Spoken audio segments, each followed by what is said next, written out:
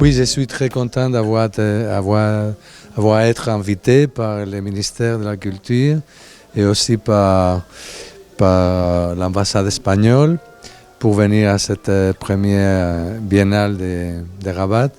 Et très fier de voir les résultats parce que toutes les choses que je lis sont vraiment extraordinaires. Alors on est venu pour connaître, pour voir et pour appuyer l'initiative du Maroc pour cette biennale.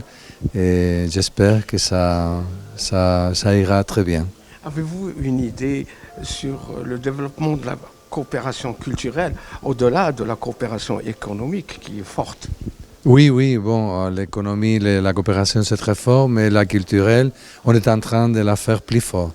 Alors, on a déjà des projets qu'on est en train de développer avec la Fondation des Musées pour faire des expositions à Madrid de l'art contemporain du Maroc. D'un côté, dans le Musée national Centre d'art Reina Sofia, et aussi une exposition historique de la préhistoire jusqu'à le Moyen-Âge au Musée national d'archéologie à Madrid, avec des pièces du Maroc et de l'Espagne pour voir les similitudes et les différences dans toute cette grande période historique et des pays qui sont voisins et de la même famille à peu près. Que représente pour vous cette participation à la Biennale? Je suis ravie de participer à cette biennale. Au départ, elle a été présentée comme la Biennale des femmes. Bon, ça a un petit peu changé le titre, mais j'ai trouvé formidable qu'on ait l'occasion de montrer toute cette immense armée de femmes artistes qui sont très souvent ignorées, à l'arrière-garde. Et votre œuvre que vous exposez aujourd'hui, elle veut dire quoi? Mon œuvre, j'espère qu'elle veut dire beaucoup de choses et peut-être même des choses qui m'échappent parce que le regard de la personne apporte aussi autre chose que ce que je compte y mettre. Mais moi, mon intention première, c'était de montrer une œuvre où il est clair que l'œuvre d'art permet de rêver, de sublimer.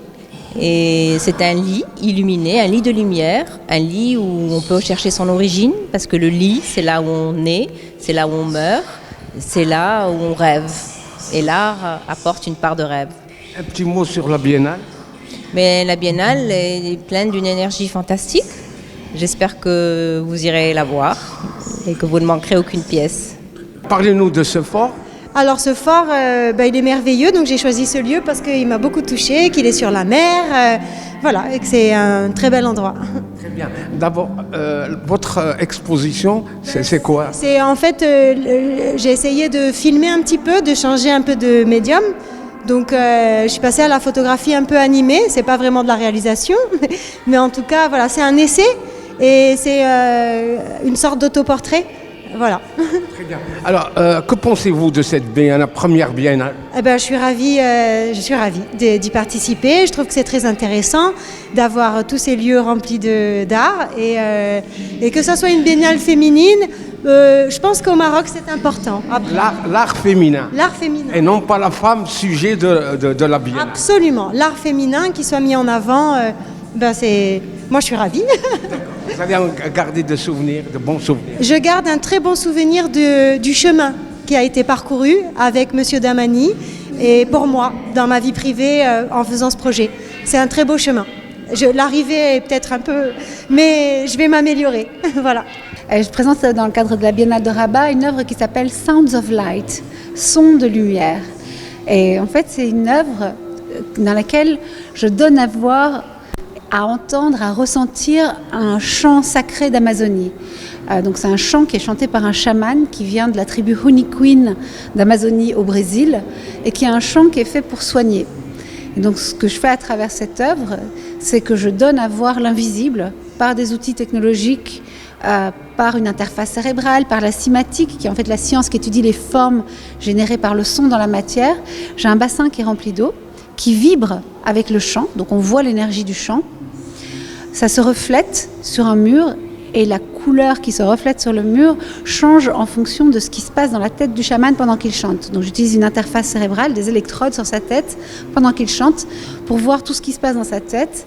Et ça vient changer la couleur. Donc ce qu'on voit se refléter, c'est vraiment la tête du chaman vue d'en haut avec les zones qui s'activent. Et l'idée, c'est de créer ce pont entre des outils technologiques qui symbolisent quasiment notre avenir et une société ancestrale et des savoirs, des connaissances qui vont très très loin dans l'histoire et qui sont à mon sens aussi des technologies, mais de l'invisible. Et créer ce pont entre les deux, c'est aussi raconter cette histoire d'un avenir vers lequel on va et qui reconnaît et qui valorise toutes ces cultures les plus ancestrales qui sont aussi justement connectées à une autre manière de se définir en tant qu'être humain, qui intègre la spiritualité, qui intègre les facettes invisibles et qui finalement ne sont pas du tout incompatibles avec notre vision rationnelle et scientifique, puisque justement j'utilise des outils scientifiques pour... Est-ce que le même schéma ne pourrait-il pas se faire aussi avec de l'harmonie du Maroc, avec le paysan marocain, avec les chants berbères? Complètement. Et d'ailleurs, pour beaucoup de personnes, ce chant-là d'Amazonie ressemble aussi à des chants berbères, à des chants traditionnels. Et donc, pour moi, il y a aussi cette dimension complètement universelle. C'est-à-dire que plus on va profondément dans des cultures qui sont ancrées dans leurs racines, qui sont des cultures orales, qui sont des cultures immatérielles, et plus finalement, on s'approche d'une autre manière de voir le monde, mais qui est extrêmement parallèle en fait, au-delà des frontières, au-delà des cultures. Ces sociétés-là, les sociétés tribales, les sociétés les plus ancestrales, ont une vision du monde qui est très immatérielle, qui est très poétique, qui est très spirituelle et qui est d'une richesse incroyable.